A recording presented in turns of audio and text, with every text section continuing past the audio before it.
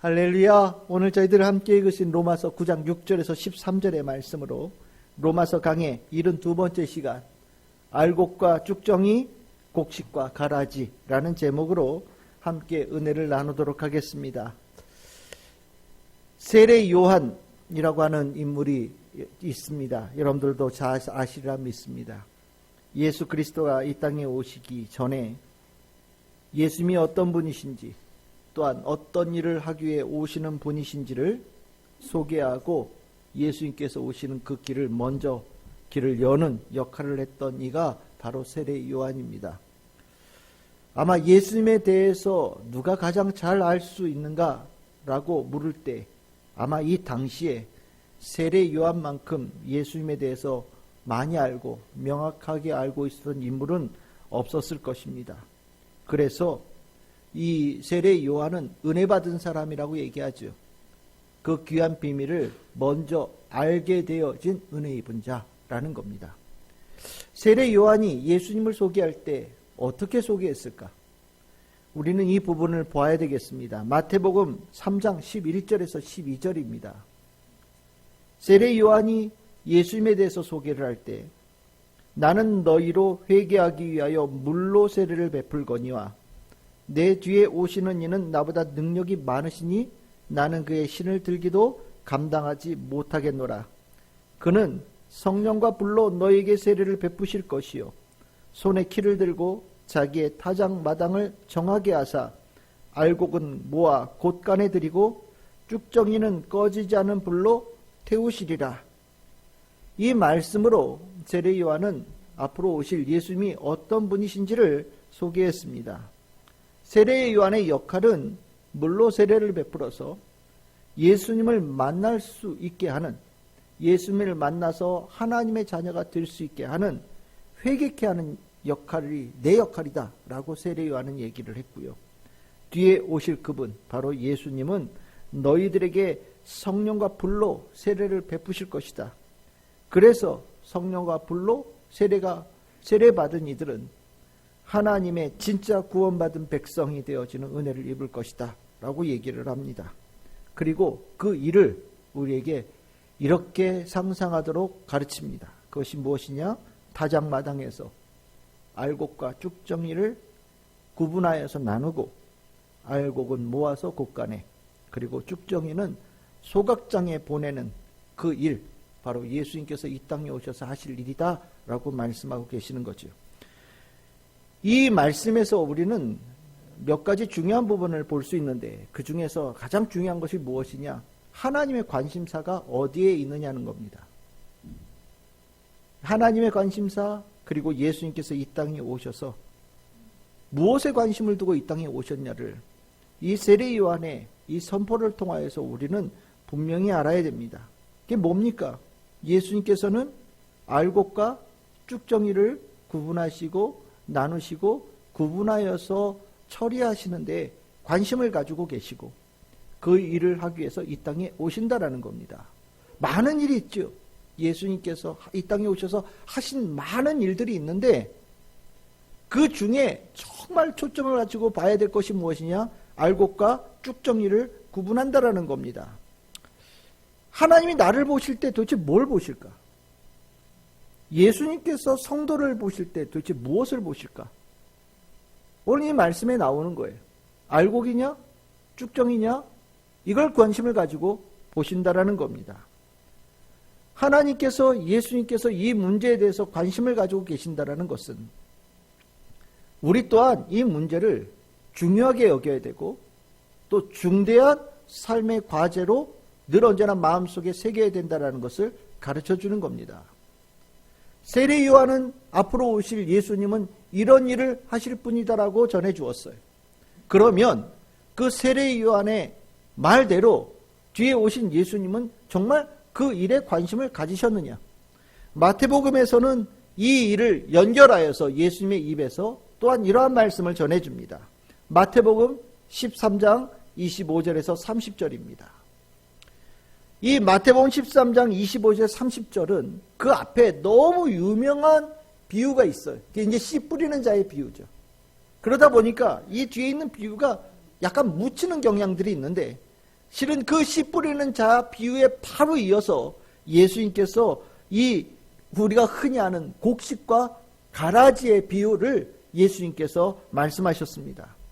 우리 이 마태복음 13장 25절에서 30절 여기에 말씀을 보시면 사람들이 잘 때에 그 원수가 와서 곡식 가운데 가라지를 덧뿌리고 갈 것이다. 그리고 싹이 나고 결실할 때에 가라지가 분명하게 보일 것이다. 집 주인의 종들이 와서 말하되 주여 밭에 좋은 씨를 뿌리지 아니하였나이까? 그런데 가라지는 어디서 생겼나이까? 도대체 어디서 이런 것들이 생겼을까요? 라고 물을 것이다. 그때 주인이 그것에 대한 답을 이미 알고 계신다. 원수가 이렇게 하였구나 라고 말씀하셨다. 거기에 종들이 말합니다. 어떻게 할까요? 이것들을 우리가 뽑아서 버리기를 원하십니까? 라고 물었는데 주인은 이렇게 대답하였다. 가만히 두라. 가라지를 뽑다가 곡식까지 뽑을지 모르니 가만히 두어라 라고 대답하셨다. 그리고 둘 다 추수 때까지 함께 자라게 두고 추수 때에 내가 추수꾼들에게 말하기를 가라지는 먼저 거두어 불사르게 단으로 묶고 곡식은 모아 내 곡간에 넣으리라 하리라. 예수님께서 13장 25절 30절에 이 곡식과 가라지의 비유를 예수님께서 말씀하셨습니다. 이 말씀 설명 안 해도 여러분들은 이게 무슨 말씀인지 다 아시겠지요. 실은 이 말씀 원수가 와서 알곡만 뿌려져 있는 똑같은 밭이에요. 한 밭입니다. 한 밭에 주인 예수님은 오셔서 씨를 좋은 씨앗을 뿌려서 잘 자라는데 원수가 와서 그 위에 또 씨를 뿌렸다라는 거예요. 한 밭에 두 가지 종류가 자라는 겁니다. 이 두 가지의 종류가 자라는 것이 이상한 일이냐? 그럴 수 있다라고 얘기하는 거예요. 이것이 우리의 현재의 상황이다라고 얘기하시는 겁니다. 그리고 그 곡식과 예수님께서 씨를 뿌려 자란 곡식과 원수가 와서 뿌린 가라지는 나중에 분명하게 구별할 것이다 라고 예수님께서 말씀하신 거거든요. 그런데 이 비유가 제자들은 참 이해하기가 어려웠던 것 같아요. 오늘 제자들이 예수님께 그게 도대체 무슨 뜻입니까? 라고 물어보는 경우들이 간혹 있는데 그 경우는 아주 민감한 문제를 얘기하는 거라고 생각하시면 됩니다. 사회적인 통념을 거스르는 사람들이 가지고 있는 일반적인 생각에 반대되어지는 내용이 있을 때 도대체 이게 무슨 뜻입니까? 라고 대체로 물어보거든요. 이 경우도 똑같아요. 예수님께 묻습니다. 도대체 이게 무슨 뜻입니까? 마태복음 13장 36절에서 43절이에요. 제자들이 나와서 이걸 좀 설명해 주세요 라고 이제 예수님께 요청을 했더니 예수님께서 하나하나 대답을 해 주시죠. 쭉 아까 그 내용은 똑같은 겁니다. 예수님께서 씨를 뿌리셨고 원수 마귀가 와서 그 위에 가라지에 씨를 뿌릴 것이고 그 둘은 한 밭에서 계속 자랄 것이지만 한 밭에 있다고 모두 곡식은 아니다. 나중에 분명하게 가라지는 구분할 것이다 라고 얘기하시는 겁니다. 이 세례 요한이 예수님의 하실 일에 대해서 얘기했던 알곡과 쭉정이 구분하는 것, 그리고 마태복음 13장에 예수님께서 곡식과 가라지를 구분하는 비유는 일맥상통하는 비유입니다. 즉 세례 요한은 예수님께서 무슨 일을 하실지를 분명하게 알고 있었고 예수님은 그 일을 실질적으로 행하셨고 마태복음을 쓴 이 마태라고 하는 이 사람은 이 메시지의 연결성에 대해서 굉장히 중요하게 봤고 이것을 당시 교인들에게 귀담아 듣는 중요한 메시지로 들어야 한다라고 가르쳐 준 겁니다. 우리가 이 말씀에서 이 말씀을 들을 때 당시 사람들은 충격이 될 수밖에 없어요. 왜냐하면 그들이 생각할 때는 어떤 밭에 있느냐가 중요한 것이라고 봤거든요. 이 밭이냐 저 밭이냐, 이 밭의 주인이 누구냐 저 밭의 주인이 누구냐. 그래서 이 밭의 주인에 따라서 그 안에 자라고 있는 모든 것들은 다 좋은 것, 저 주인이 다른 밭에 자라고 있는 것은 다 악한 것, 이렇게 구분될 거라고 생각을 했던 거예요. 그런데 주인은 같아도 그 안에 옳은 것과 나쁜 것, 알곡과 쭉정이, 곡식과 가라지가 나누어진다라는 이 말은요, 당시 사람들에게, 당시 유대인들에겐 받아들일 수 없는 메시지였어요. 그래서 이 메시지를 들을 때 이 제자들이 예수님, 다는 예수의 말씀이 무슨 말인지는 알겠는데 저는 받아들이기 좀 어렵습니다 라고 되물으면서 해석해 주세요 라고 얘기한 거거든요. 여러분들, 유대인이라고 다 하나님의 백성은 아니다. 하나님의 백성은 하나님께서 뿌리신 씨로 알곡이 되어진 자만 하나님의 자녀다. 하나님의 주인이 되어진 밭에서 자란다고 다 알곡은 아니다. 그 가운데 쭉정이도 있고 가라지도 있다. 이 말 실은 오늘 이 시간에 우리가 나눌 때도 충격이 될 수밖에 없어요. 왜요? 이 교회 밭에, 예수님께서 머리 대신 이 밭에 우리는 이 안에 있으면 다 알곡이라고 생각하거든요. 우리는 다 구원받은 자, 우리는 곡식이라고 생각한단 말이죠. 근데 이 비유를 예수님께서 이 자리에서 말씀하실 때 우리는 충격받게 되는 거예요. 왜냐하면 이 안에 알곡과 쭉정이가 나누어진다. 이 안에 곡식과 가라지가 나누어진다라는 말과 똑같기 때문입니다. 뭐 그럴 수도 있지 라는 차원으로 들을 수도 있겠지만 그렇지 않잖아요. 왜냐하면 알곡과 쭉정이, 곡식과 가라지가 가는 길이 완전히 달라요.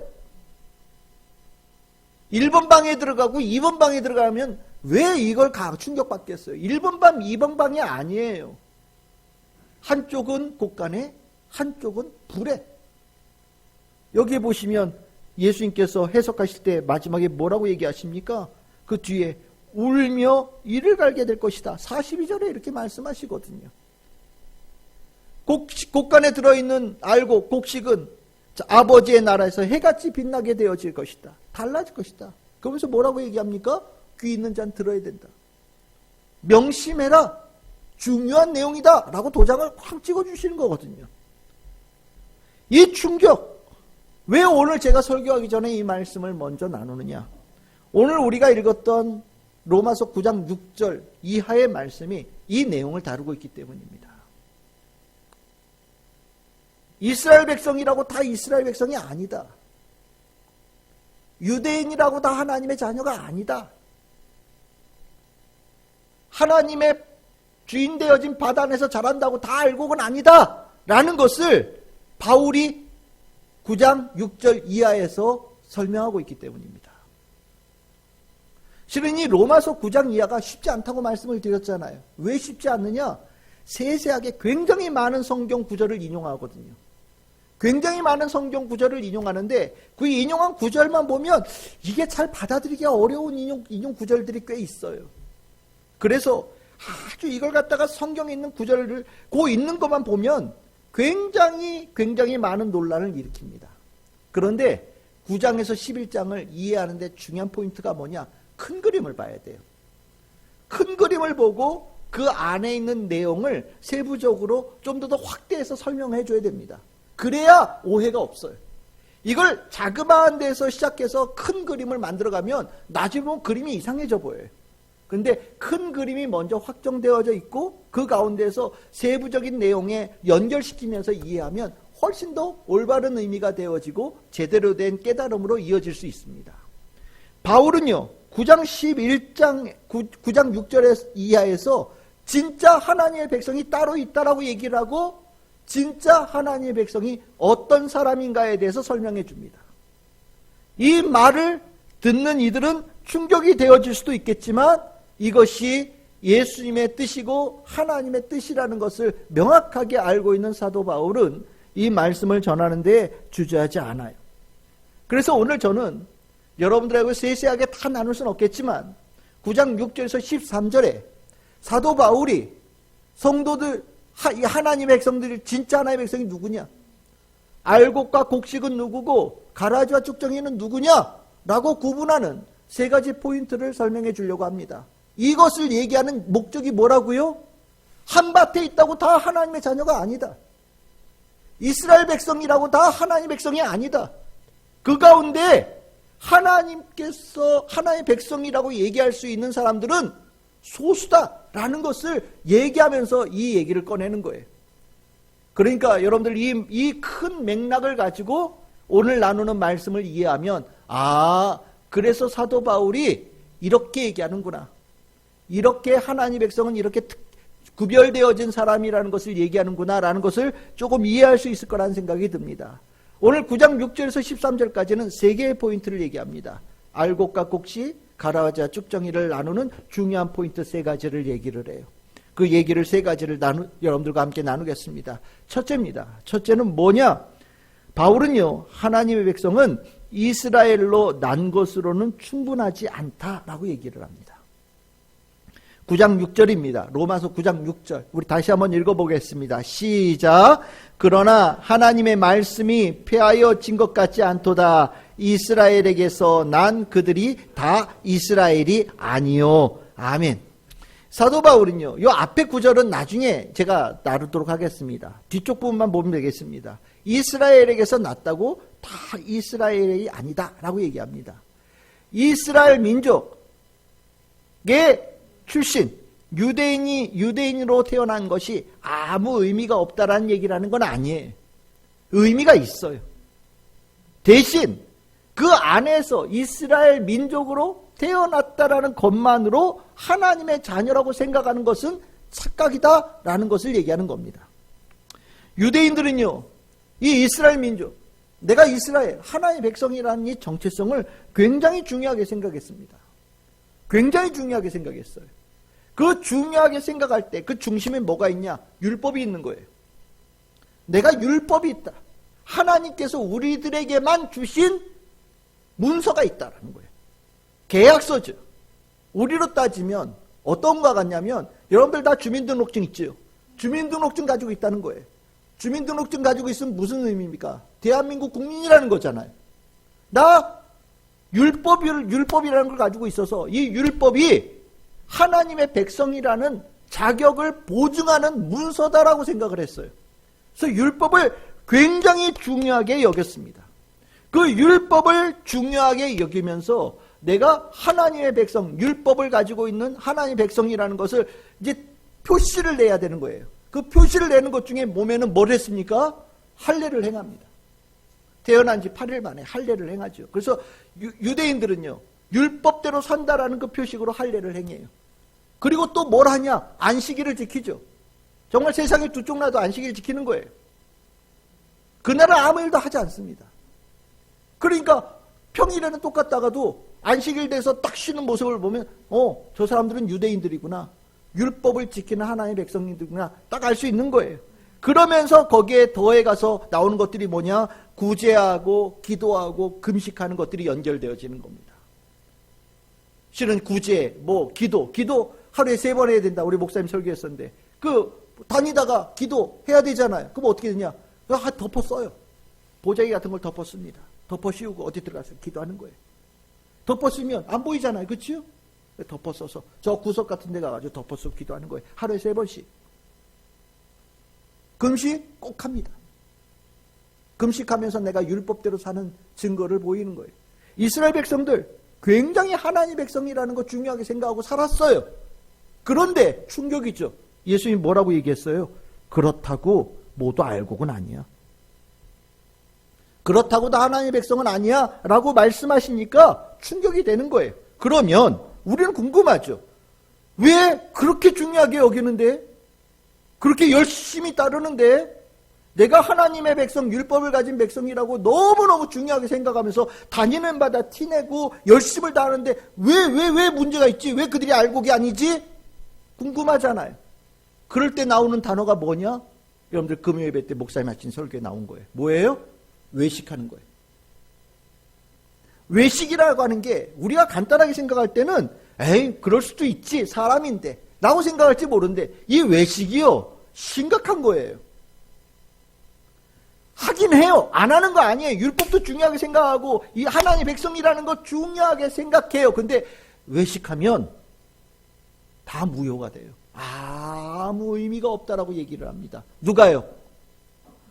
제가 얘기를 하면 이건 네 생각이지 라고 얘기를 할 텐데 그거를 판별하는 분이 그 얘기를 하시니까 중요한 거죠. 누가 이 얘기를 하셨어요? 예수님께서요. 예수님께서 뭘 하러 오셨는데요? 알곡과 쭉정이를 구분하러 오신 분이 얘기하시는 거예요. 너희들 외식하잖아? 외식하면 쭉정이야? 라고 판정하시는 거예요. 그러니까 이 외식이라고 하는 기준은 간단한 기준이 아닙니다. 굉장히 중요한 기준이 되는 거예요.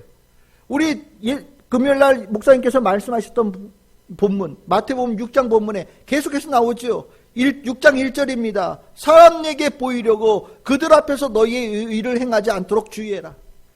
외식한다라는 게 뭐냐? 사람 앞에서 보이려고 하는 거예요. 그러면서 뭐냐? 구제할 때 외식하는 자가 돼서는 안 된다. 구제 중요한데 그 구제가 외식하면 다 의미 없어. 6장 5절에도 나옵니다. 너희들 기도할 때 기도 중요하죠. 그런데 기도 외식하는 모습으로 기도하는 건 다 무효야. 16절입니다. 너희들 금식하는 거 굉장히 중요하다. 근데 금식이 외식하는 자의 금식이 되면 다 무효다라고 얘기하는 거예요. 여러분들 이 얘기 잘 들으셔야 됩니다. 여러분들 외식하는 거 뭐냐? 사람 앞에서 하는 거예요. 사람 앞에서. 그러면 외식의 반대말은 뭘까요?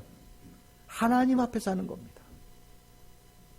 외식하는 거는 사람들 앞에서 자랑하려고, 뽐내려고, 멋지게 보이려고, 대단한 사람으로 평가받으려고, 칭찬받으려고 하는 거예요. 사람들과의 관계성 속에서 하는 겁니다. 그런데 외식에 반대되어지는 것은 하나님 앞에서 하는 거예요. 그러니까 사람이 중요하지 않아요. 그래서 예수님께서는 굳이 얘기를 하십니다. 은밀한 데 가서 하거라. 일부러 사람이 없는 데에 가서 하거라. 정말로 너희들이 외식하는 것이 얼마나 심각한 문제라는 것을 깨닫는다면 혹시 외식의 이응자로 나올 수 있는, 오해받을 수 있는 자리는 피하거라 라고 얘기하시는 거거든요. 여러분들 알곡은요 하나님 앞에서 행해요. 하나님 앞에서 행해요. 근데 가라지는요, 쭉정이는요 사람들 앞에서 행해요. 알곡은요 하나님과 함께 있고 그와 함께 사는 것을 기뻐합니다. 그런데요 가라지는요 사람들 앞에서 자기가 높임받고 칭찬받고 박수받고 그 안에서 어깨동무하고 살아가는 것을 훨씬 더 좋아해요. 알곡은요 하나님 앞에 서 있는 것을 중요하게 여깁니다. 가장 중요한 자리예요. 내 삶을 시작하게 만들고 완성하게 하는 자리가 하나님 앞에 있는 자리예요. 근데 가라지는요 사람들 앞에 있는 것을 더 중요하게 여겨요. 사람들이 부르면 하나님 앞에 있는 것을 뒤로 무르고 사람들 앞으로 나아가는 겁니다. 이게 외식이에요. 사람 앞에 있기 위해서 하나님을 저버리시는 것, 하나님께서 기뻐하시겠습니까? 하나님 앞에 있을 때보다 사람들 앞에 있어서 기뻐하고 즐거워하는 그것이 알곡의 모습이 되겠습니까? 관계의 중심이, 하나님과의 관계가 중심이 되어져서 다른 관계를 열어가는 게 아니라 사람들과 다른 관계가 먼저 더 중요한 사람이 하나님께서 알곡이라고 여기시겠습니까? 절대 그럴 수 없는 거죠. 그래서 사도 바울은 얘기하는 거예요. 이스라엘에서 난 자가 다 이스라엘이 아니다. 왜? 그들 가운데 외식하는 자가 너무 많기 때문에. 하지만 그 가운데서도 하나님 앞에 서 있는 자, 하나님 앞에 있는 것을 기뻐하는 자, 하나님 안에서 살아가는 것을 정말 즐거워하는 자는 알곡이다 라고 얘기하는 거예요. 오늘 우리 주일 예배 드리잖아요. 이 자리 굉장히 중요한 자리입니다. 바쁘죠? 요즘은요 얼마나 바쁘게 사냐면 가면서 먹고요, 전철 안에서 화장하고요, 잠시도 쉬질 않아요. 앞으로는 운전하는 시간도 아까워서 자율운전 맡기고 나는 그 시간에 딴 걸 뭘 해야 되겠다고 생각하는 사람들이 현대 사람들이라고 얘기합니다. 주일 아침 이 자리에 나와 있는 게 세상에서 가장 시간 이상하게 보내는 생각을 가진 사람들도 있을 거예요. 근데 성도들은요 아니에요. 알고는 그렇지 않아요. 이 자리가 가장 귀한 자리예요. 이 자리가 그 어떤 시간보다 귀한 자리예요. 그래서 이 자리가 내 삶의 기준이고요, 시작이고요, 완성이고요, 축복이고요, 은혜이고요, 생명이고 소망이에요. 이게 알곡이라는 겁니다. 교회 다 다니죠. 아마 교회 한 번이라도 다닌 사람 치면 전 국민의 절반 이상은 분명히 될 거예요. 그런데 그들이 그렇다고 하나님의 자녀냐? 글쎄요. 알곡은 따로 있어요. 그게 바울이 하는 얘기예요. 예수님께서 하신 말씀입니다. 우리가 마음속에 기억해야 될 첫 번째 기준입니다. 두 번째 내용이 무엇일까? 바울은요, 하나님의 약속의 자녀가 하나님의 자녀라고 말합니다. 로마서 9장 7절에서 8절입니다. 우리 같이 한번 읽어보겠습니다. 시작.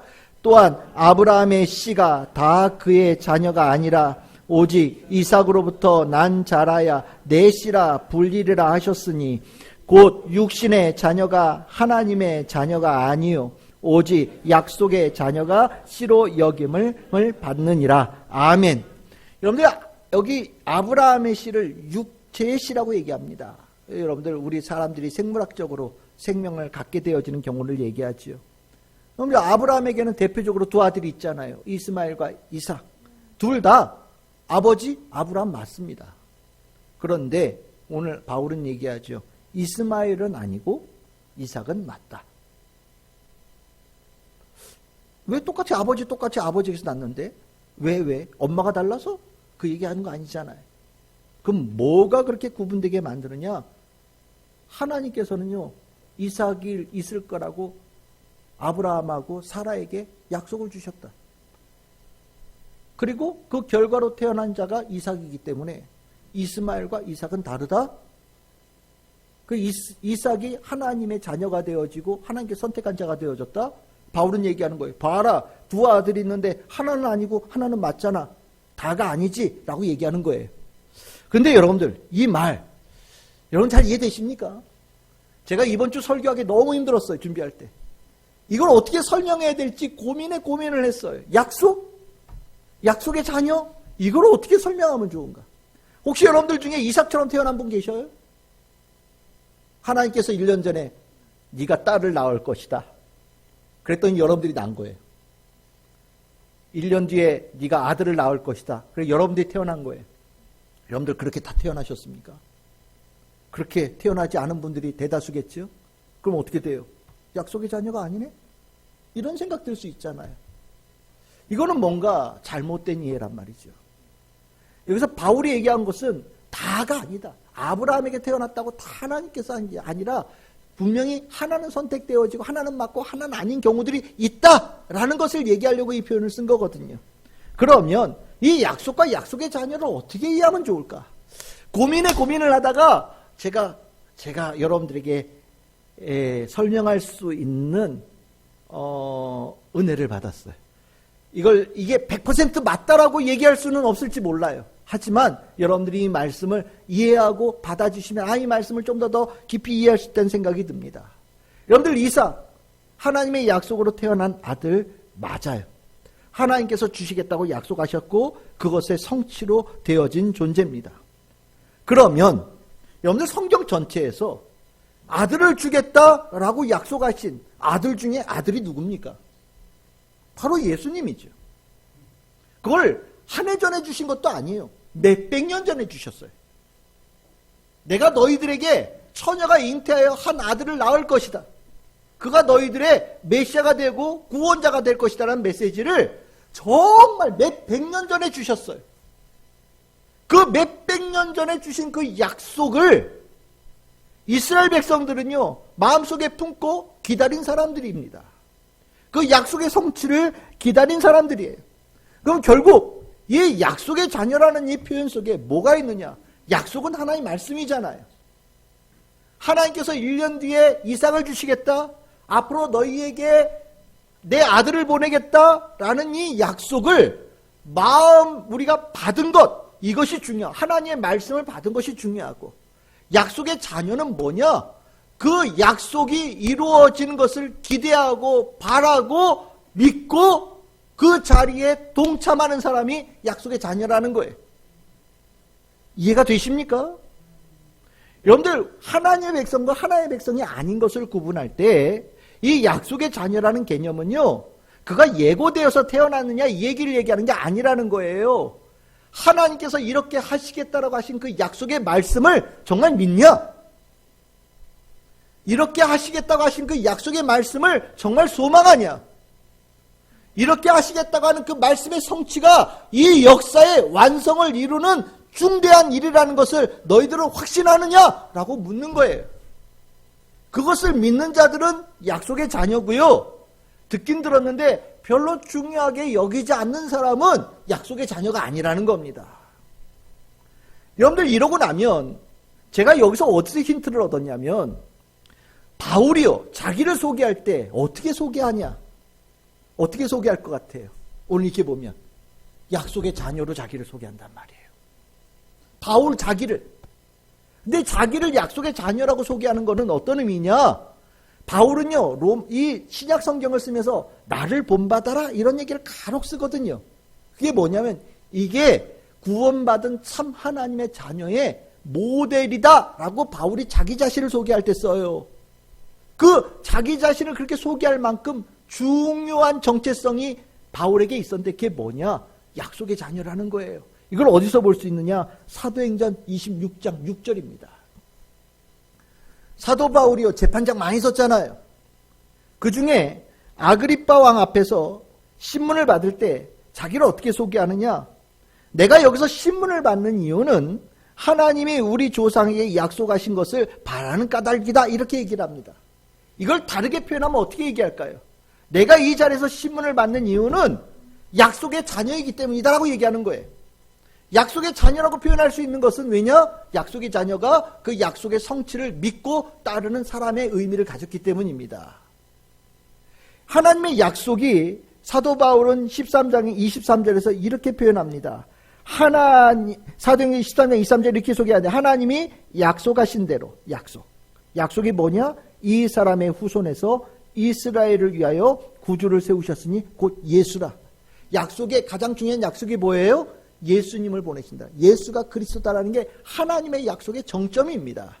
그 약속을 어떻게 하느냐? 13장 32절에 얘기할 때 어떻게 표현하냐? 우리도 조상들에게 주신 약속을 너에게 전파한다. 우리가 누굽니까? 그리스도인이요. 그리스도인은 어떤 사람이요? 약속을 전하는 사람들이다. 약속을 믿고 약속의 성취를 알았고 그 약속의 성취를 전파하는 사람이 우리다라고 얘기하고 있어요. 여러분들 여기서 우리라고 하는 이 존재가 약속의 자녀고 참된 하나님의 자녀의 이름이에요. 여러분들 이렇게 되어지고 나면 약속의 자녀 이게 무슨 의미인지가 이해가 되어져요.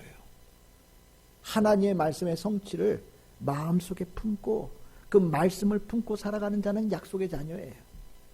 그런데 한 귀로 듣고 한 귀로 흘리고 이 안에 하나님의 말씀이 성취되어지는 것, 하나님의 말씀이 이루어지는 것 전혀 관심 없고 정말 머릿속에 남지 않은 사람들이요. 이게 가라지, 쭉정이. 이걸 누가 보냐고요? 예수님께서 보신다라는 거예요. 너희 안에 하나님의 말씀이 들어있냐? 우리 안에 하나님의 약속의 말씀이 이 안에 있고 그 약속의 말씀이 성취되어지는 것을 기대하고 기다리고 그 가운데 살아가는 사람으로 살아가고 있느냐라는 것을 예수님께서 보신다라는 거예요. 이거 굉장히 중요한 문제입니다. 증시가 요즘에 어떤가? 환율이 어떤가? 요즘에 대통령의 지지율은 어떻게 되는가? 요즘에 권력은 어느 쪽으로 향하고 있는가? 이거 굉장히 민감한 문제죠. 뉴스마다 나오니까요. 그런데요, 정말 중요한 거는요, 우리 안에 하나님의 말씀이 있는가가 중요해요. 왜요? 온 천지의 주관자이신 하나님께서 누가 대통령으로인지 별 관심 없다는 거예요. 증시가 올랐냐 떨어졌냐 별로 중요하게 보지 않으신다라는 거예요. 그런데 우리의 마음속에 하나님의 약속의 말씀이 있느냐? 그 약속의 말씀을 믿고 사느냐? 그 약속의 말씀을 성취되어짐을 바라고 사느냐? 그 성취되어짐을 기대하고 사느냐는 아주 중대하게 보신다라는 거죠. 그래서요, 우리 안에 하나님의 말씀이 있느냐? 하나님의 말씀이 이루어지는 것을 기대하고 사느냐? 그것을 바라고 사느냐? 성취되어지는 역사의 그 자리에 서 있는 자냐가 되어지는 것은 너무너무 중요한 거예요. 즉 약속의 자녀는 말씀의 자녀와 똑같은 겁니다. 여러분들 하나님의 말씀 폐합니까? 사라집니까? 시듭니까? 절대 그렇지 않아요. 여러분들 이스라엘 백성들이요, 하나님의 백성에서 이탈되어진 사람들이 수두둑 두두둑 떨어질 때 정말 하나님의 백성이라는 정체성을 완전히 잊어버리고 다 딴 데로 갈 때 하나님께서 하나님의 사람을 보내셨어요. 그들을 격려하셨습니다. 너희들은 하나님의 백성으로 다시 서 있어야 돼. 너희들 하나님의 백성으로 회복되어져야 돼. 라는 격려를 수도 없이 보내셨어요. 그 사람 중에 누가 있냐? 이사야라는 예언자가 있거든요. 이사야라는 예언자 중에 40장에서 55장을 한 세트로 봅니다. 이 묶음에서 시작과 끝에 말씀이 뭐냐? 이사야서 40장 8절입니다. 우리 같이 한번 읽어봅시다. 시작. 푸른 마르고 꽃은 시드나 우리 하나님의 말씀은 영원히 서리라. 아멘. 이사야 55장 11절 말씀 봅시다. 시작. 내 입에서 나가는 말도 이와 같이 헛되이 내게로 되돌아오지 아니하고 나의 기뻐하는 뜻을 이루며 내가 보낸 일에 형통함이라. 아멘.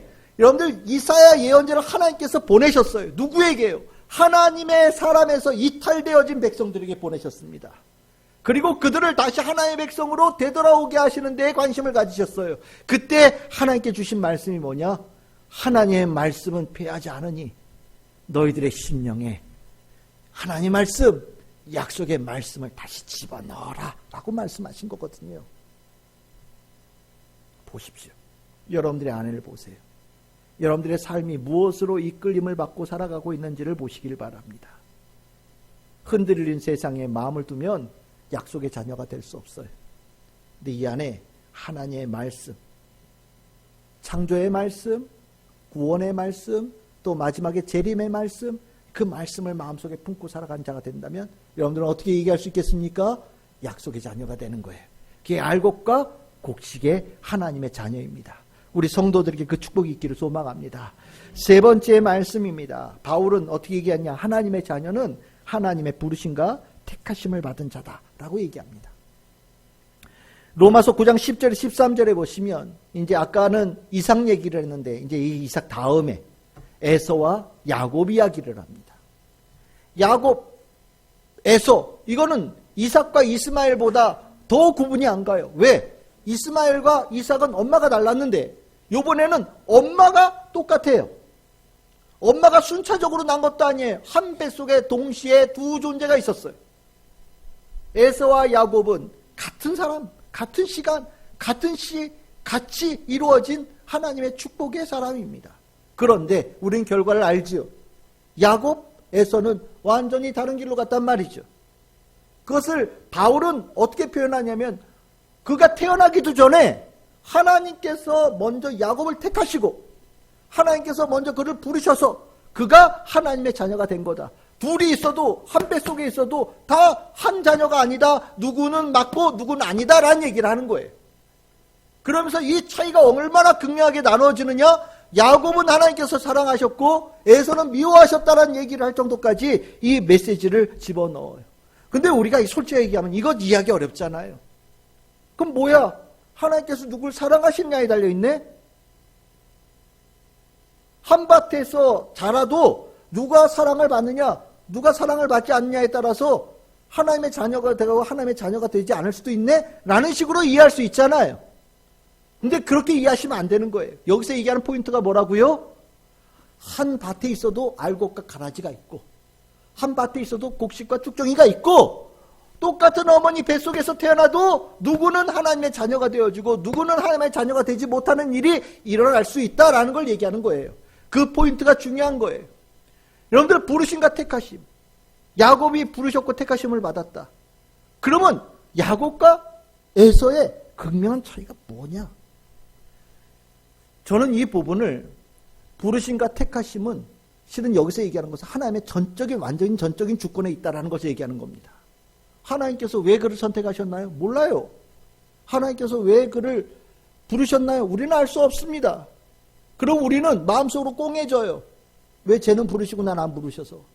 왜 쟤는 선택하고 나는 선택하지 않으셔서? 이런 생각을 가질 때가 있어요. 그거는요 정말 옹졸한 인간의 생각에 사는 소리예요. 여러분들 우리 어제 비 왔죠? 비가 사랑하는 사람에게만 옵니까? 태양의 빛이 비쳐요. 하나님의 자녀에게만 빛이 비춰집니까? 하나님의 사랑을, 하나님의 선택하심을, 하나님의 부르심을 인간처럼 그렇게 옹졸하게 파 가르고 정당 나눠서 네 편 내 편 나누는 거라고 생각한다면 그건 여러분들 오해예요. 하나님은요, 온 우주의 하나님이셔요. 천지 만물의 주관자세요. 이 천지 만물 중에 하나님께 속하지 않은 것이 하나도 없어요. 하나님은 다 사랑하십니다. 사랑하지 않는 자가 없어요. 교회 다니는 여러분들만 하나님의 형상대 모양대로 지음받았냐고요? 그렇지 않아요. 이 시간에 밖에 돌아다니고 있는 사람들도 다 하나님의 모양과 형상대로 지음받은 존귀한 존재들입니다. 하나님은 그렇게 보셔요. 그러니까 우리가 택하심이나 부르심이라는 단어를 들을 때 어떤 자에게만 특정되어진 일로 생각하는데 그렇게 생각하시면 안 돼요. 하나님은 모든 일을 부르시고요. 모든 일을 택하실 마음을 언제나 가지고 계신 분이셔요. 그것을 먼저 이해를 해야 이 말씀이 이해가 됩니다. 그러면 야곱과 에서는 뭐가 차이가 있느냐? 우리는 알죠. 성경에서 의도적으로 표현했을지 모르지만 에서는요, 하나님께서 기뻐하시는 일에 관심 없었어요. 에서의 할아버지가 누굽니까? 아브라함이에요. 에서의 아버지가 누굽니까? 이삭이에요. 로얄 패밀리입니다. 로얄 패밀리예요.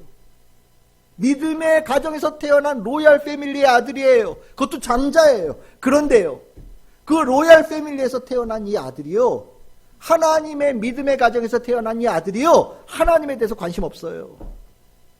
내가 하나님의 가정에서 태어났다는 것에 감동도 없고요, 기쁨도 없고요, 겸손함도 없어요. 에서는 지하고 싶은 대로 살아요. 이방 여자와 결혼해서 아버지 말 안 듣고 하나님 말씀 따르는 것 일이 전혀 관심 없어요. 반면에 야곱은요, 못됐죠. 못됐는데 한 가지 다른 점이 뭐냐? 하나님에 대한 인식이 있어요. 사닥다리가 왔다 갔다 하는 것을 봤어요. 내가 하나님께 나에게 관심이 있다는 걸 내가 알았어요. 하나님과 나 함께하고 있다는 인식이 머릿속에 있었어요. 하나님께서 내가 하나님께 부름받은 존재고 내가 하나님께 택함받은 존재라는 의식을 가지고 살았던 사람입니다. 행동은 못됐어요. 그런데 그 의식은 살아있었어요.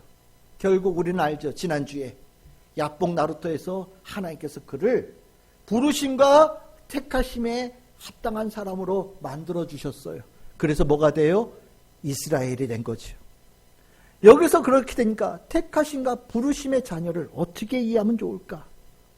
내가 하나님께서 택하셨다라는 것과 부르셨다라는 의식을 가지고 살아가고 있는가? 그것에 대해서 기뻐하고 감사하고 때에 따라서는 그것을 붙잡고 실험하면서 살아가고 있는가를 물어보는 거예요. 그치요? 이거 생각하지 못하고 살아가는 사람들 너무 많잖아요.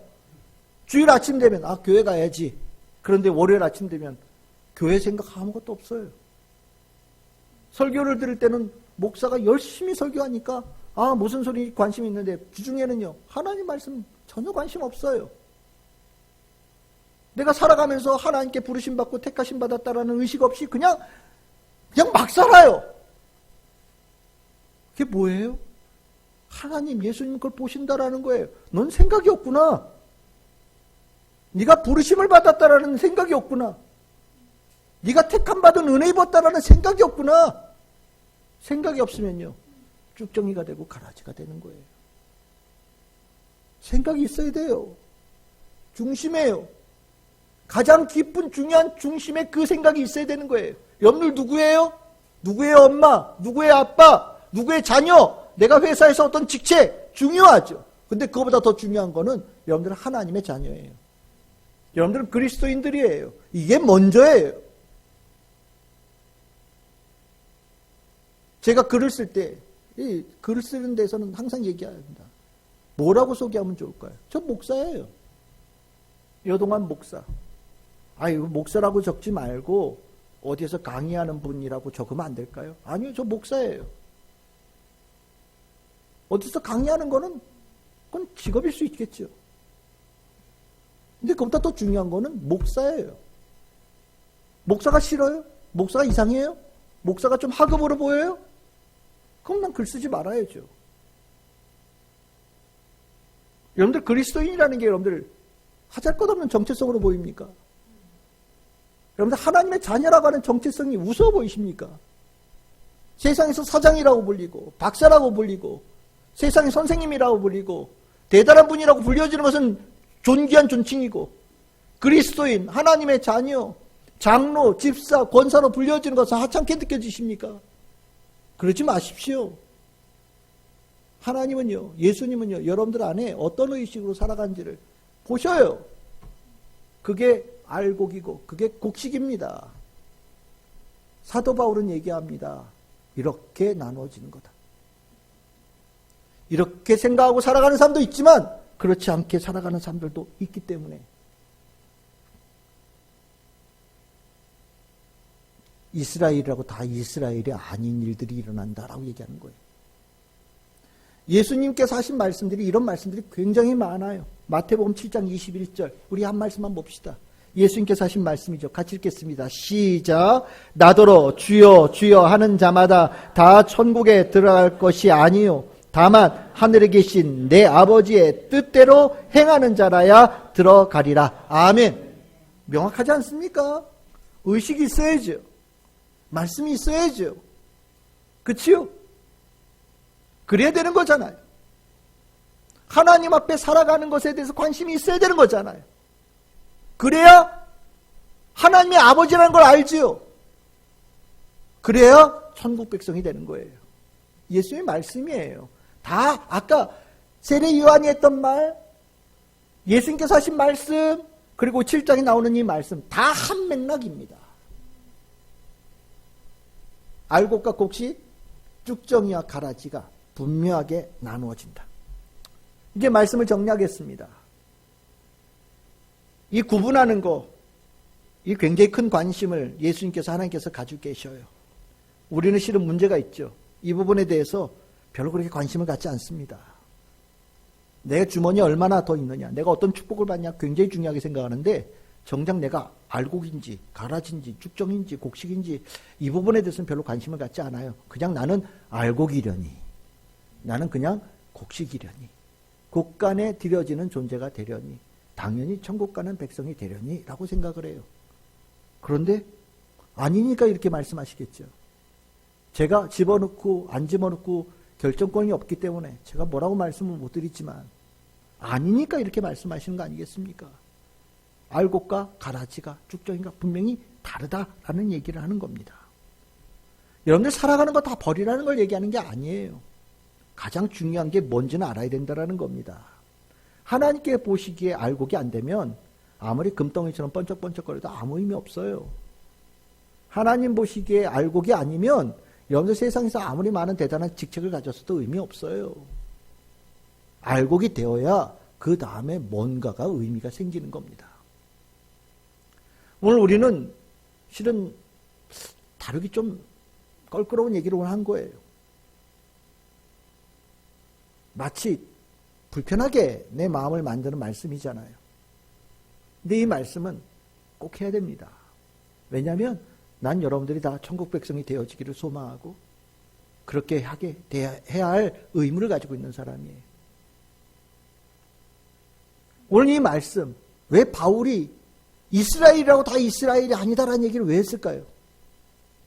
미워하면서? 조롱하면서? 증오하면서 얘기를 했을까요? 교만한 마음으로 했을까요? 아니죠. 믿음의 마음이 뭐라고 그랬습니까? 애통하는 마음. 그들이 진짜 하나님의 자녀, 저들이 진짜 하나님께 구원받은 자녀, 진짜 천국 백성이 되어지기를 소망하는 마음으로 이 얘기를 한 거예요. 세례 요한이 왜 알곡과 쭉정이 얘기했고 예수님께서 왜 곡식과 가라지 얘기를 왜 하셨을까요? 왜 주여 주여 하는 자마다 천국에 들어갈 것이 아니라고 말씀하셨을까요? 못 들어간다고 조롱하기 위해서 아니지요. 마음 바꾸어서 천국 백성 되라고, 되기를 원한다고, 내가 간절히 바란다고, 내가 너희들이 들어가지 못해서 애통하며 마음을 가지고 있다라고 외치는 겁니다. 오늘 이 말씀은 그렇게 들어야 된다고 저는 생각해요. 오늘 이 말씀을 통해서 알곡은 더욱 실한 알곡이 되어지길 소망합니다. 그리고 혹시 이 중에 쭉정이와 같은 마음을 가지고 살아가는 분들이 계시다면 오늘 이 시간 주의 말씀 안에서 속이 꽉 찬 알곡으로 변화되어지기를 소망합니다. 혹시 가라지와 같은 분으로 악한 이가 씨를 뿌려서 이 자리에 계신 분들이 계시다면 성령께서는 그것을 얼마든지 알고 그러 바꾸실 수 있는 능력을 가지고 계신 분이셔요. 물을 포도주로 바꾸시고 죽은 자도 살리시는 이가 하나님이십니다. 하나님께 내어 맡기십시오. 하나님께 내 삶을 의탁하시길 바랍니다. 가라지가 알곡이 되어지는 역사가, 축복이 이 자리에 날 줄 믿습니다. 우리 참 즐거운 교회, 우리 모든 성도 안에 이 축복이 풍성하게 일어나시기를 주님의 이름으로 축복합니다.